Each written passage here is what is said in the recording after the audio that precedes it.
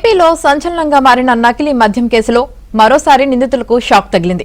Jogi Ramesh, Addepalli brothers remand ముగియడంతో వారిని పోలీసులు excise కోర్టులో హాజరుపరచగా న్యాయాధికారి వారికి రిమాండ్ పొడిగించారు. దీంతో నిందితులను మరోసారి విజయవాడ జిల్లా జైలుకు తరలించారు.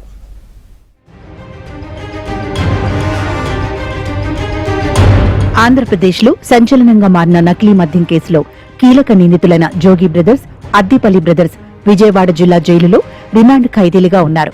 వీరిని గతంలో నెల్లూరు జిల్లా జైలులో ఉంచారు. అయితే గత విచారణ సమయంలో తమకు అనారోగ్య సమస్యలు ఉన్నాయని విజయవాడ జిల్లా జైలుకు తరలించాలంటూ నిందితులు పిటిషన్ దాఖలు చేశారు. దానిపై విచారణ చేపట్టిన న్యాయాధికారి జోగి బ్రదర్స్, అద్దెపల్లి బ్రదర్స్ ను విజయవాడ జిల్లా జైలుకు తరలించాలని ఆదేశించారు. అయితే ఇటీవలి అద్దెపల్లి జనార్దన్ రావు ఎక్సైజ్ శాఖ అధికారులకు ఊహించని షాక్ ఇవ్వడం చర్చనీయాంశంగా మారింది. ములకల చెరువు ఎక్సైజ్ అధికారులు పిటి వారెంట్ పై తీసుకెళ్లి కోర్టులో హాజరుపరిచారు. ఆ తర్వాత కోర్టు అనుమతితో జనార్దన్ రావును 3 రోజుల పాటు కస్టడీకి తీసుకుని విచారించారు. పోలీసులు అడిగిన ప్రతి ప్రశ్నకు జనార్దన్ రావు సమాధానాలిచ్చారు. అయితే చివర్లో కస్టడీ రిపోర్టుపై సంతకం చేయలేదు.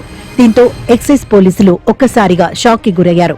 అన్ని ప్రశ్నలకు ప్రశాంతంగా జవాబులిచ్చి రిపోర్టుపై సంతకం చేయకపోవడంతో ఉలిక్కిపడ్డారు. నిందితుడి సంతకం లేకపోయినా చట్టపరమైన ప్రత్యామ్నాయ మార్గాలను అన్వేషిస్తున్నారు. ఆడియో, వీడియో రికార్డింగ్లను కోర్టుకు సమర్పించాలని నిర్ణయించారు.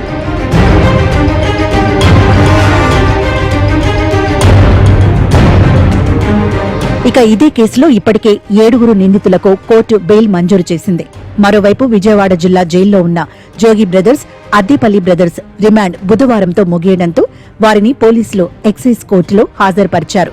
విచారణ చేసిన న్యాయాధికారి వారికి జనవరి 12వ తేదీ వరకు రిమాండ్ పొడిగిస్తూ ఉత్తర్వులు ఇచ్చారు. ఇక ఇదే కేసులోనే మరికొందరు పాత్రధారులు, సూత్రధారులు ఉన్నట్టు గుర్తించిన అధికారులు వారిని విచారణ చేయాలని నిర్ణయించారు. ఇక ఇప్పటి వరకు చేసిన దర్యాప్తుకు సంబంధించిన అంశాలతో మరో ఛార్జ్ షీట్ కోర్టులో దాఖలు చేసేందుకు ఎక్సైజ్ శాఖ అధికారులు రికార్డులను సిద్ధం చేస్తున్నారు.